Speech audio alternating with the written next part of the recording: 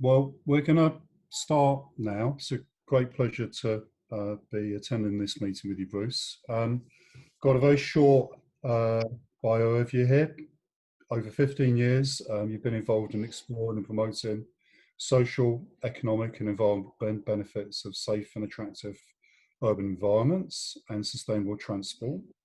You lead the team at the City of London that develops and delivers transport policy and projects for the city, helping to ensure London's financial district and historic centre remains a great place to live, work, learn and visit. And your previous roles have included Principal Strategy Planner at the Transport for London and Senior Policy Advisor at CABE, the Commission for Architecture and Built Environment, which many attendees here will know well, and you're a trustee of Living Streets. So it's really, really impressive CV you have, and you're now working as the Acting Assistant Director for City Transportation in the City of London. And thank you ever so much for joining us. And we've got quite a challenge coming through for transport in the city. And Lorena, if you could please start just my quick overview. We've been looking at what's happening here, and I'm McGowan from Momentum Transport. I'm a director there, and we're involved in a number of projects in the City of London, including most recently the Museum of London that's now got its recommendation to approve. So we've been looking at and are very interested in transport in the city, and what we started to look at was some of the levels of demand that were taking place on our rail services in the period of May. So we'd got a number of services back up to about 70%, 80% of use. Next one, Rowena, please. Bus network was recovering the most. And if you can focus in on the graph here, the orange line shows the capacity that was available with 2 meters social distancing, with the number of services being provided. And the green line, if you can see that, is what you would get if you could provide 100% of services. But I joined a Centre for London talk with Alex Williams, who said that actually a number of the staff in TfL, are having to socially isolate, self-isolate, and running those services, that number is quite a challenge. If we move on, please. Next slide. So this is where we've got the recovery of bus numbers on the yellow line. So that's getting towards 40% of what was being used before we had the lockdown. But the rail services, underground and main rail coming into London, is back at the moment at about 20%. Next slide.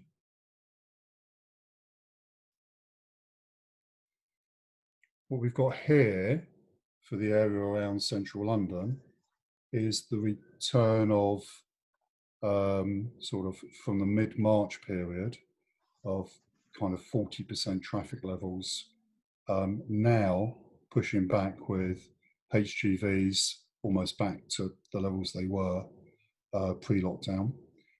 Light goods vehicles very close to that, and cars just over 80% of what those levels were before. So that's one of the challenges coming through. Next slide, please. And next one, that's the forecast through June. Next one, please. And this then shows where we've got to by the end of June period, 29th of June. Green line's now the running of 100% service levels, but during the peak periods, that's what's being used using 2 meters social distancing. You can see above that a line that goes across that shows 1 meter social distancing, and that can get us to about 25% of the rail service. But the challenge we've now got is how do we deal with people returning to work with this level of rail capacity around the central area, the level of car use that's in place, and LGVs, HGVs, and then what are we going to do to move people in alternative ways? And we'll stop there with that one, Rowena, and we'll go through to, if you move forward, please. Next slide. So future changes, myself and Bruce had a catch up yesterday on it, and some of the issues here that are coming through, we've got the potential, if we go to 1 metre social distancing, of moving from 15% to 25%. But if you look down that lower list, how do we restart some of the London initiatives for transport, remoding? And Bruce is going to talk to us about the work he's doing in the city for promoting walking and cycling. The retiming part is a really key element of it, because we're busy in the peaks, but we've got spare capacity on rail elsewhere. And then rescaling, how are we going to make some of the structure changes to the road network as part of the street space for London? So Bruce, over to you, and can you please talk us through how the city is responding to some of those challenges that are coming through?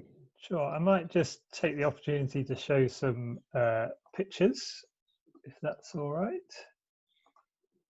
So hopefully you can all see a picture of Lombard Street in the City of London there, looking a lot less busy than it normally does.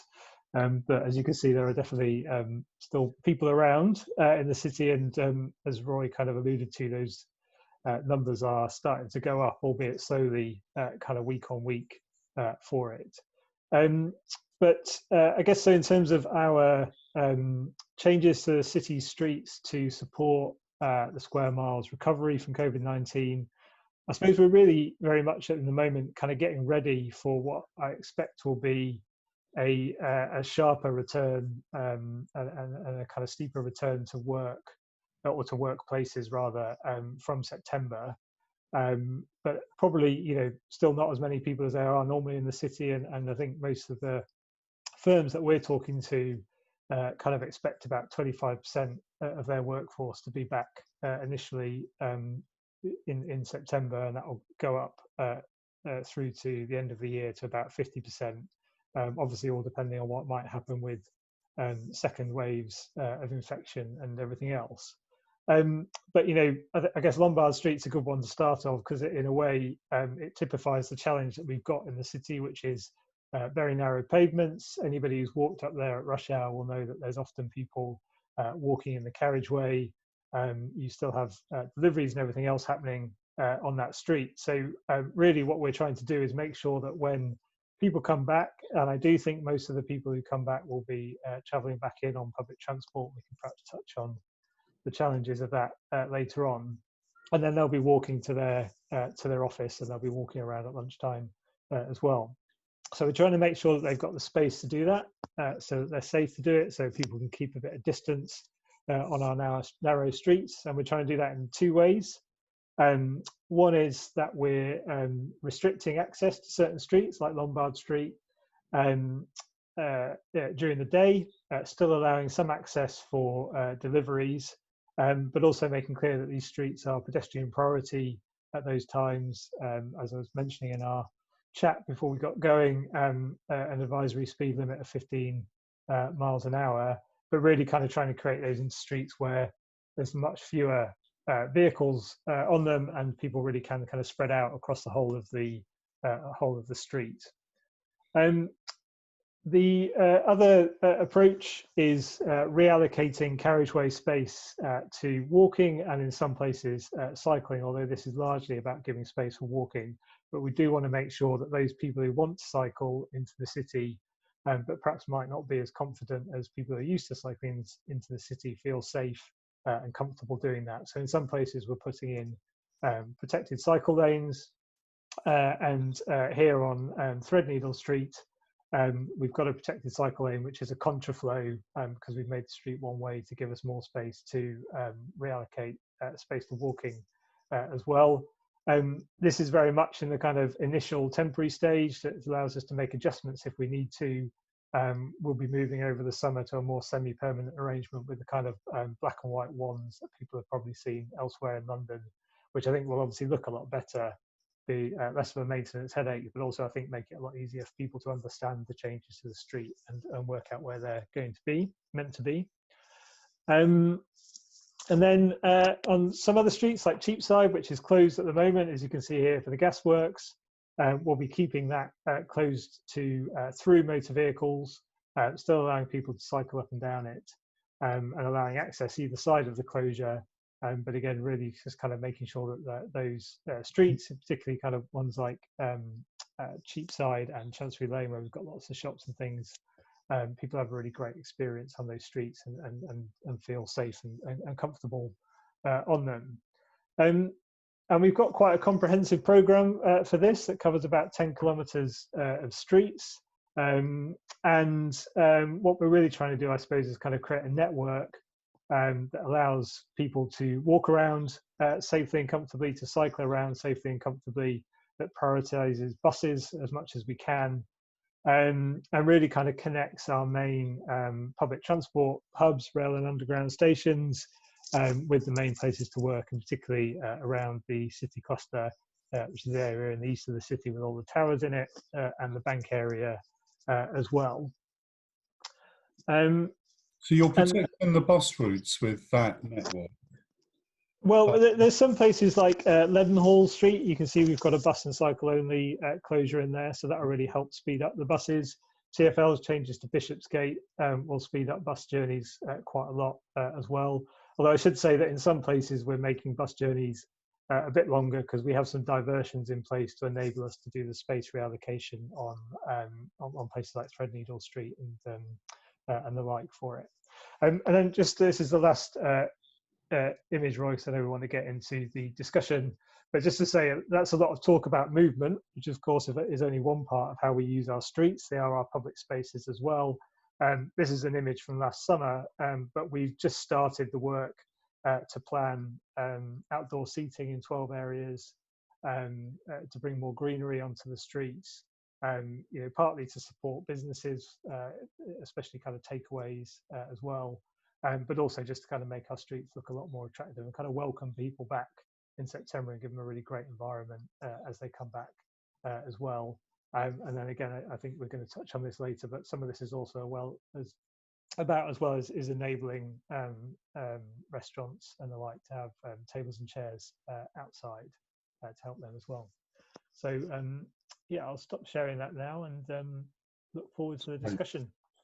Thank you, and thank you for that. And if I could just say to all of you attending, we're going to use the Q&A part of the meeting format. So if you can please use that to put questions through.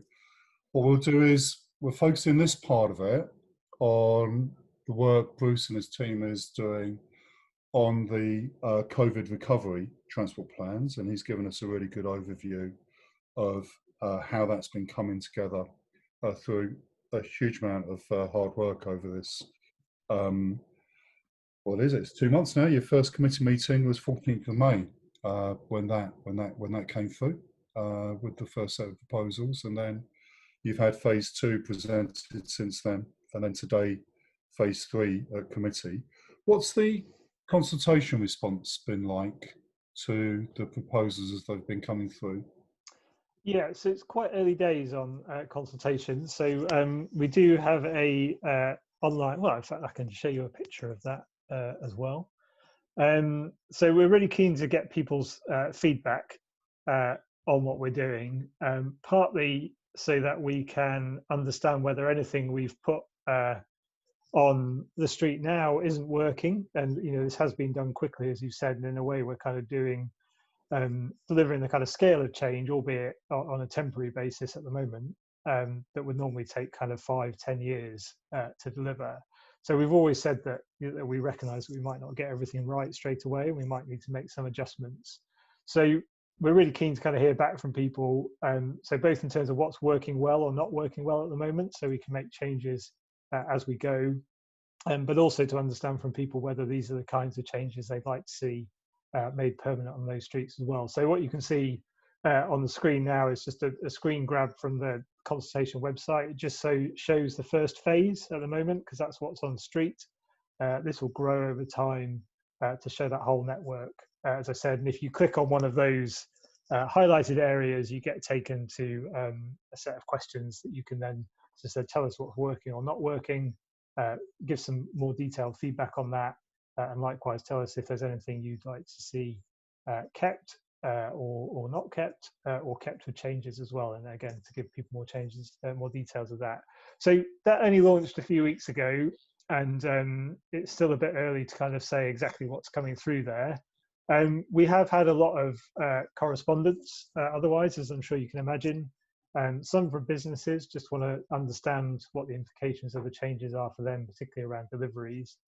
Lots from taxis, which we can perhaps get into later. Again, understandably wanting to understand what the impact of the changes are on their business, but also questioning some of our decisions around bus and cycle only streets in particular.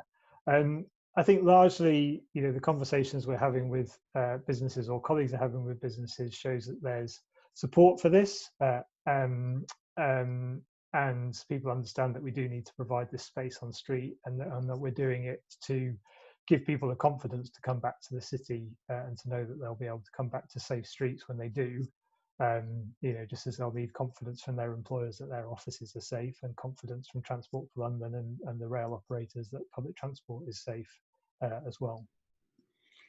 Yes, and we've got a question here from Peter Mullen. If others attending, please send through questions and also thoughts on the proposals and linking into the consultation. Bruce very much wants you to get those views back to the city. But Peter's asking, does the advisory 15-mile-an-hour signage have the right effect? Is it having a noticeable impact, or is it something that's going to take a while to kind of educate and support? Yeah, good question. And again, I'm afraid the answer is it's probably a bit too early to tell just yet. I mean, I know that Roy highlighted that vehicles in vehicle use in London is kind of going back up, but it's still very quiet in the city, both in terms of people walking and cycling, but also in terms of motor vehicle numbers as well. I think we're probably at about a third of the number of vehicles on our streets as you would normally have. So we'll see if that works. I think the challenge is it's obviously advisory, and people understand the difference between an advisory speed limit and a formal one. It's one of those things we're really keen to kind of get the feedback from people in terms of how that's working. I should say though, I think it's a really important kind of symbol to show people that it's not just that the streets have, that our streets have changed, and to make it very, very obvious to people that we expect behaviours to change around that as well. Particularly people who are driving through the city need to understand that those have changed, that people walking are the number one priority on our streets, and the 15-mile-an-hour just kind of really helps reinforce that. But it's obviously not enforceable at the moment, so we'll have to see how well that works, how well people use those spaces and adhere to the more general pedestrian priority point as well as things get busier. There'll probably be a bit of a tricky period, I imagine, when people are starting to come back. There's more people walking around, but perhaps not quite enough of a density around to kind of really influence the behaviour of drivers and things. So, we'll have to see how it works on those things. But I think, as a more general move towards us, changing the way that people think about the city streets, both in the short and the long term, that 15-mile-an-hour, both as the advisory and again, as we were discussing before, hopefully soon an enforceable citywide 15-mile-an-hour speed limit will be a big change in people's perception of our streets. Thank you. Looking at your phase 3 plans that went through committee today, as you showed us in the slide, you're now coming through with the proposals that create the seating and greening from some of the additional space that you'll be providing through there. It says here, adding that to some of the quieter streets where they've got removable seating planters, so you've got the ability to change and adapt the space as we all get used to using it in a different way. And then plans to convert vehicle parking bays to cycle parking. They were approved today. Now that's suggesting here that's going to provide room for nearly 2,000 additional cycle parking spaces as part of the strategy. And is that going to be rolled out through to September, or is it going to take a bit longer to do that? It should be again kind of in place by September.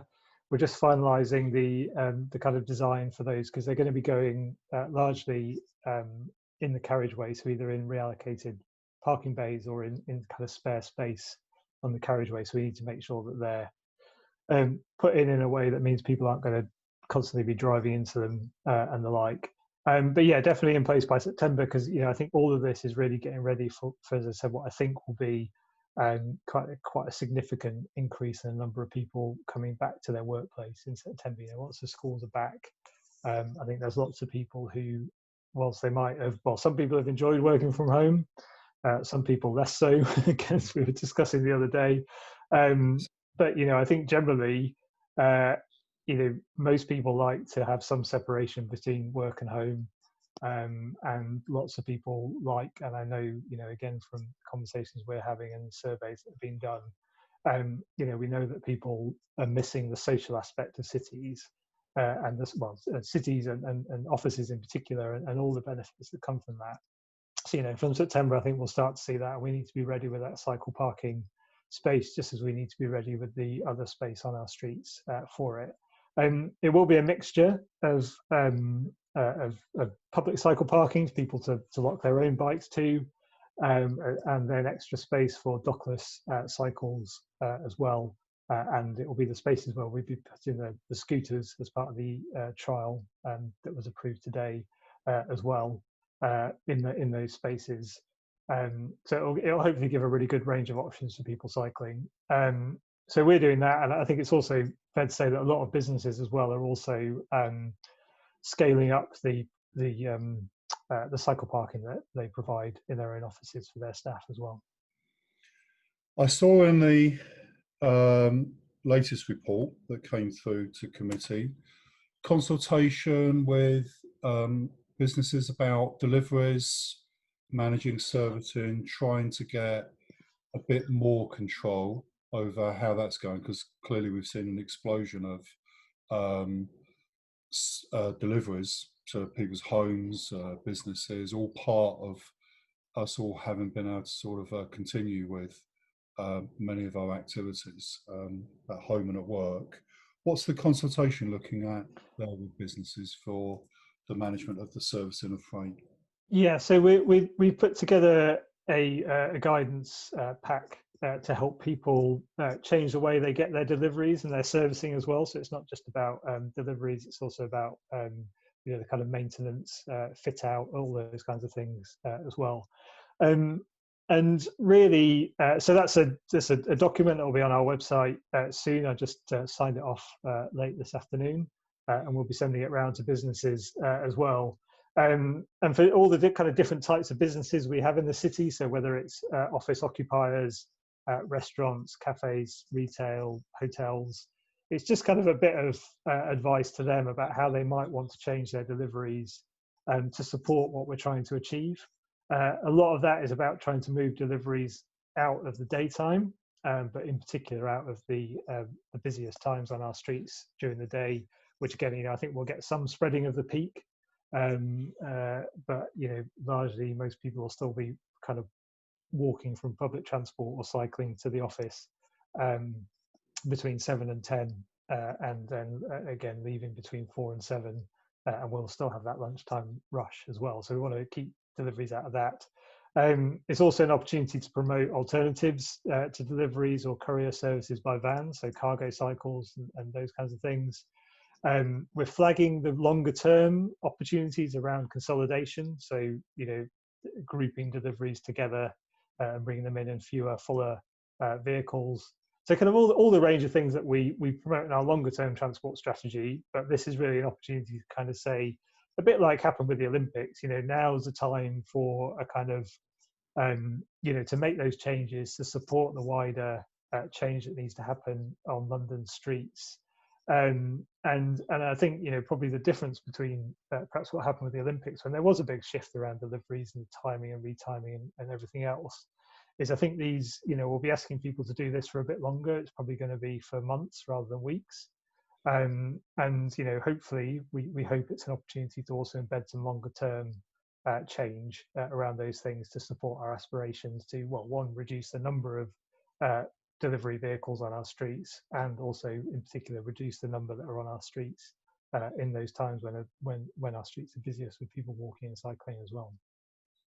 As I said to you yesterday, even for our small business of 50 people, we found a great benefit from just getting all of the personal office deliveries consolidated through one cargo company, and it's just radically changed and reduced the number of knocks on the door to just a few a day, as opposed to what had become a couple an hour. And just from seeing that and thinking of that sort of multiplied out, would make a great difference. And I have to say that the cargo bike capacity is hugely impressive with what they can move around now. You talked about their retiming of the service and deliveries, moving that activity out of the peak pedestrian movements. But is there also some thinking about on the rail services? I showed on those graphs kind of during the very peak periods that we're close to the capacity that can be provided if you're going to have 2 meters social distancing on tube and rail. Is there an opportunity to spread our working day now? Is there some thought about how we can have earlier workforces using our offices and later workforces to spread the load on those services? Yeah, again, yes, there is, and there's already, that's a big part of Transport for London's messaging around public transport. It always has been about avoiding the busiest times of the day. And again, it's obviously a very different situation, but lots of people draw parallels with what happened around the Olympics and the same messages that went out there. And people did show that they were willing to make those changes, albeit it was a relatively short term, but could be longer term. But yeah, again, Transport for London have for a long time had a desire to try and spread the peak, to use the jargon, and encourage people to travel a bit earlier. I think in particular, perhaps arrive into work a little bit later and leave a little bit later as well. And so that's definitely going to have to be part of how we get a meaningful return of workers to the city and visitors to the city in central London as well. And so, yeah, I think that messaging is going to be absolutely key.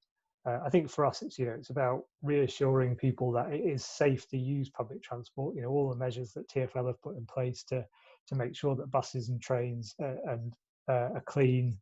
All the advice, the requirements around face coverings and the provision of hand sanitizer in all the stations and everything else. I think it's to reassure people that you can use public transport safely. You need to use it sensibly and plan your journey accordingly. I think we do need to restore that kind of faith in it, and then encourage people to use those services at the right times. Thank you. I'm interested to see that the Department for Transport has now taken a sort of a closer look at some of the micro-mobility options, and I think across many boroughs and other organisations, there's been a desire to see the planning of micromobility, such as electric scooters and the further use of electric bikes, being thought of as part of our overall sustainable transport system. But I think with the scooters in particular, there's been concerns about the safety for the users as well as for other road users around them. So the Department for Transport's now come through and said we can have some trials using e-scooters, which for those attending who might not know, you're not allowed to use these e-scooters on the carriageway or on a footpath, and particularly not the footpath because it's antisocial, but you're not allowed to use them on the roads. But the Department for Transport was doing some consultations to maybe bring through some trials for next year, but they've now accelerated that so that that's something we're going to see come through much sooner than that. Well, from the autumn, I think we'll start to see them. So yeah, I think it's a really interesting one. I think they're right to start with a kind of controlled trial to understand the implications and the opportunities around e-scooters. A lot of people have safety concerns. I think it would be good to understand how significant, those concerns are, whether they're borne out by the use, or whether it's kind of a concern about new types of technology that people are perhaps unfamiliar with. And again, a bit like I think sometimes people's concerns with bikes is, it's another very quiet, relatively fast-moving, and small, relatively, mode of transport that often takes people by surprise, rather than necessarily being an absolute danger to them. But perceptions are important as well. So yeah, we just got approval today at committee to participate in those trials. So we'll be. We still need to apply to the Department of Transport to be one of the trial areas. We very much hope that it won't just be us, and actually I'm not sure it's worth us doing a trial just with the City of London. We want to have an approach that's joint with at least some of our neighbouring boroughs, hopefully also with TfL and London Council's taking a role in it as well. So we can, really understand how people might use these to get around London, but also kind of really have everyone together thinking about what the wider opportunities might be, should they turn out to be a sensible and safe way for people to get around, which I think they probably will. But that's the good thing about trials, is you get a chance to see how these things work. And that's going to be restricted to people using them as hire scooters. So that's not somebody able to go and buy one and start to use one as part of their journey in that way. That's not permitted at the moment, is that right? Yeah, that's right. So as you said, e-scooters are kind of, technically kind of illegal for use on the public highway, which is why you've only seen the kind of higher ones in London in places like the Olympic Park, which are not classified as public highway. Private use, although there's obviously more and more people starting to use them, have not been kind of made legal. It's a slightly odd bit of legislation, I guess, that kind of legalizes a form of transport, but for a very particular purpose. So legal for the purpose of hiring one, but not for you to use your own private one to get around. I think it'll be a challenge for us and anybody else who's running one of these trials to kind of communicate that to people. I think there's a scope for confusion around that, but I think it will also hopefully mean that the messaging that goes out with that, and the kind of, I suppose, normalizing of the behavior of these, and kind of helping people understand that the way I always talk about it is, to me, scooters are essentially should be thought about in transport terms the same way as we would think about bikes. They should be on the carriageway, in cycle lanes, not on the pavement, and those kinds of things. But the more people are using that, and we have the communications and the hire companies are making that clear how they should be used, then some of those concerns people have about people riding them on pavements and things will start to be addressed, as everyone kind of understands what the wider role of this new form of transport is in our transport system. Yeah, I think it's got a huge amount of potential. But one of the challenges with it, I think, is going to be the use of your public space. And if I think about the cycle hire schemes, we started off with the TfL hire bikes, and they're located at parking locations which are kind of discussed and consulted on. And then we went to the dockless bikes, and that started a different problem really for a while, because they were being left all over the place, and you started to come through with arrangements to limit the number of companies that could operate in the city, and provide some boxed areas, boxed white line boxes on the carriageway near some stations or whatever, where it was more acceptable to leave those bikes. How's that going to work through with the scooters? Are they going to be docked like the TfL hire bikes, or are they going to be dockless and left wherever's convenient for the user? Yeah, well, they'll be dockless. I think it's most likely that they'll be dockless. Hopefully they won't be left anywhere. We'll be taking the same approach as we've taken with dockless cycles, which is that we have essentially kind of, docking or parking areas, albeit without the infrastructure that goes with that. So marked out areas on the carriageway or on the pavement where it doesn't cause an obstruction, where users, anybody who hires a bike or a scooter, will be required to leave them at the end of their journey. And the companies will have to make sure that they're managing those to make sure that the busy areas are managed in the same way that the Santander cycles are managed on some docking stations at the busiest time of the day, with them being moved around to other locations as well. I mean, interestingly, part of the kind of legislative framework around this means that there is actually a lot more regulation, or there will be a lot more regulation of e-scooters than there is of dockless cycles, which kind of fall through a regulatory gap at the moment, which is part of the reason why they suddenly popped up everywhere, and we and other local authorities and TfL had very limited powers to control them. Fortunately, most of the operators have shown to be, willing to work with us and not just leave bikes everywhere for it, which allowed us to do this trial with the parking areas, which worked very well and is now allowing us to expand that up and to expand to e-scooters as well. But yeah, I think we're very clear that we know one of the biggest challenges here is abandoned scooters or bikes cluttering up pavements and getting in the way of people, and that's what we're very keen to address with those parking areas. So we have a question here from Roshan D'Souza, and she's saying, for the bikes, the TfL bikes, and also for the scooters, just thinking about some of the safety issues for people with the virus. How on earth is the issue of keeping the services clean of this shared transport going to be managed? Yeah, well, it's a good question. And I think one of the things that DfT are putting in their kind of criteria for companies to take part in the trials is not just around kind of making sure that the scooters themselves are safe, but that they have decent cleansing regimes in as well. I mean, obviously that regime is not going out and cleaning every scooter or every bike after it's been used. And I think a lot of this does have to just come back to making sure that when people are using them, that they're reminded of the fact that they should use hand sanitizer before and afterwards as well for it. So, but it's inevitably going to be quite a lot of personal responsibility on people to do that.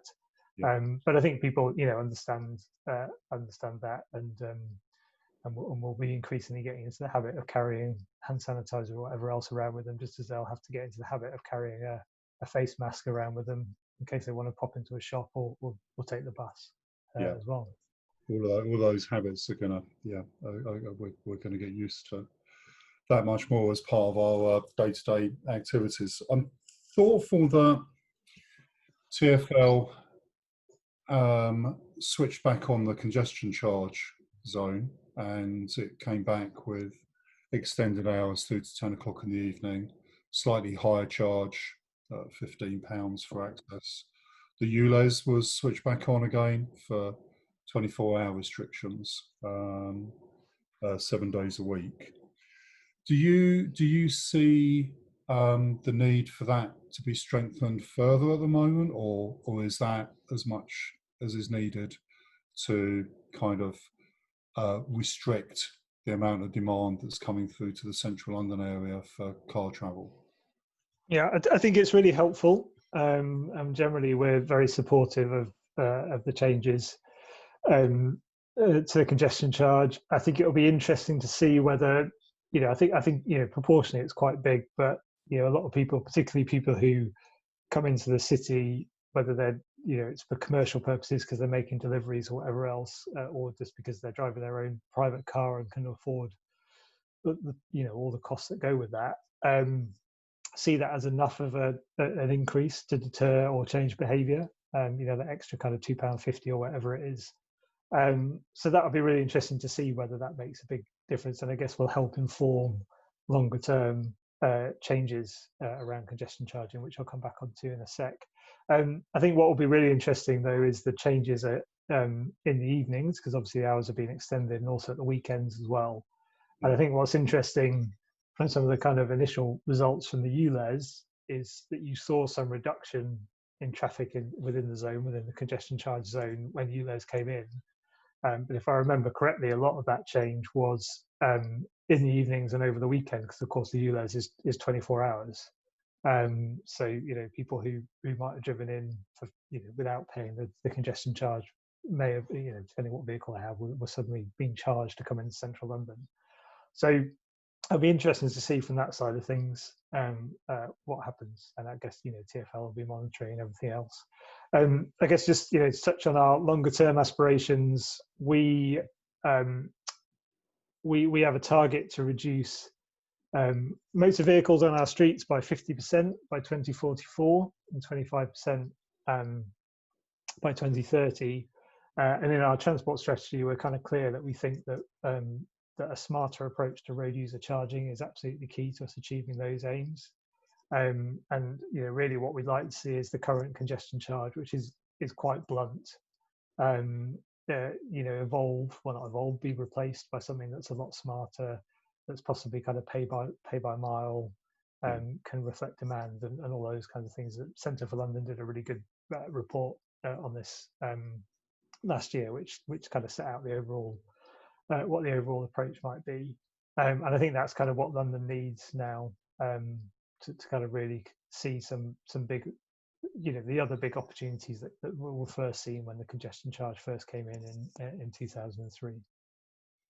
I agree with you. The Centre for London report was excellent, and it seems to make perfect sense to me that you're almost being charged for the level of impact that you have on others and other road users. And if you want to look to use a vehicle during a quieter period of time, and it's not during the peak period of cycling and pedestrians, then the charge you'll accumulate for that journey much lower than if you're looking to bring the vehicle in through what I guess could be termed a sort of more antisocial period.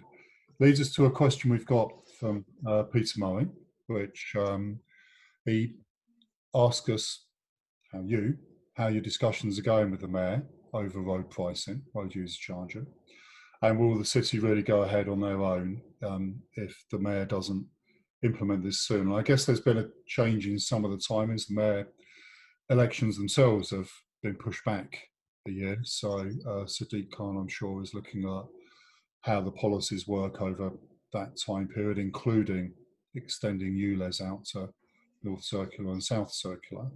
But what's the commentary been within the city about that timing of road user pricing, which I think you said in the transport strategy you would look to go ahead with if the Mayor for London doesn't look as though they're bringing that in during this next term of office? Yeah, that's right. So, I think we're pretty clear that it probably doesn't make sense for us to kind of go it alone on this. And there's legal challenges around kind of charging people twice for the same thing and everything else for it. But there's obviously ways around those if we need to. But we think this is definitely something that should be led by the Mayor. Is a strategic transport issue, and it makes sense for Transport for London to be the people to operate any scheme.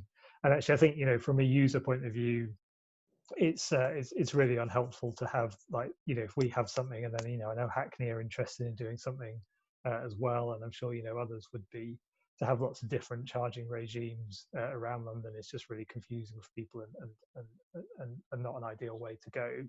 And doesn't really help you with that big overall aim of reducing general traffic either, I think. We've not been lobbying hard on this. We take the opportunities to remind the Mayor and TfL and others that we do think that there's now's the time to start thinking about next gen road user charging, and there are people at TfL who are thinking about what that could be if the Mayor wants to do it, whoever the next Mayor is. But we'll be waiting to see really what comes through in the manifestos for the elections next year now. And then if, again, what we've always said is if there isn't a clear commitment to bring something in by 2024 it was originally, and now it's going to be 2025, that we then look to start developing our own solution for it as well. But we definitely much prefer that this was something that was led by the Mayor for it. Thank you. To some extent, the changes that you're bringing in now as part of the COVID recovery transport plans.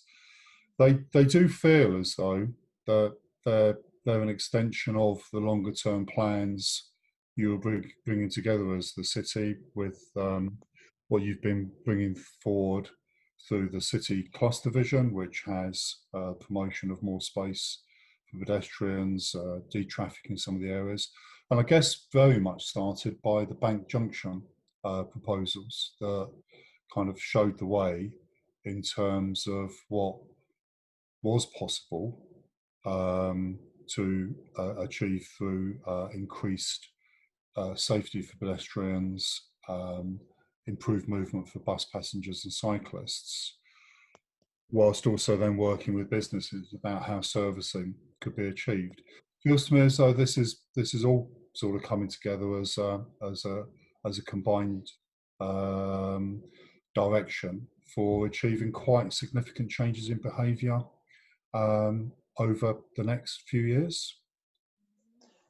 Yeah, I think so. I think, as I said, I think the fact that some of this, even the temporary measures that are going in, and some of the things that we'll be asking people and businesses to do around changes in behaviour, we'll be asking them to do them for quite a long time, may well lead to long-term change, which I think would be great. I think, a lot of people will try cycling for the first time, and actually, for the first time in London's recent history, at least, they now have relatively safe networks in lots of parts of London to get around on, and to find out that is less scary than they thought, and hopefully, that'll be sustained as well. Whether any of the changes that we're making to our streets, we're pretty clear that everything we're doing now is temporary. It's been done under temporary traffic orders. Essentially, they're kind of emergency measures to help make sure our streets are safe. But we've always been clear that we'll keep it under review. That's partly what the consultation's about, is understanding what people think of it. We've got a really comprehensive monitoring strategy so we can understand the impacts and benefits that come from it. And probably towards the end of the year, we'll go back to committee with a kind of full review of what we've done, decide whether it's still the appropriate way to respond to whatever the COVID-19 situation is in December, to see whether any of these are ones that we might want to look to make permanent and essentially accelerate the delivery of those longer term transport strategy projects, and deliver change quicker than we would have been able to otherwise. And I think as well, it's probably fair to say that if any of these do end up coming out, because the immediate need for space for social distancing or whatever falls away, I think it will more generally lead to us delivering things quicker in the future, because people will have seen what the possibilities have been, and we'll have had an opportunity to monitor rather than model impacts and all those kinds of things. So I don't doubt that a lot of things will happen a lot quicker than they would have done otherwise, as a result of the response that we've done and TfL have done and our neighbours are doing to COVID-19 and to support recovery. Thank you. So you're in the consultation period now. What's the timing that you're asking people to pick up the consultation link to get their responses through to you? So I'm just going to put the consultation link on the screen for those who want to make a note of it. While you're doing that, if people could just get their further questions through. We're in a part now where we're just going to take a few more questions and then make sure we finish before 7:30, which is the format of these sessions. So here's... All right. So just briefly, that's the web page where you'll find out all the details of what we're doing to change our streets and support the city's recovery.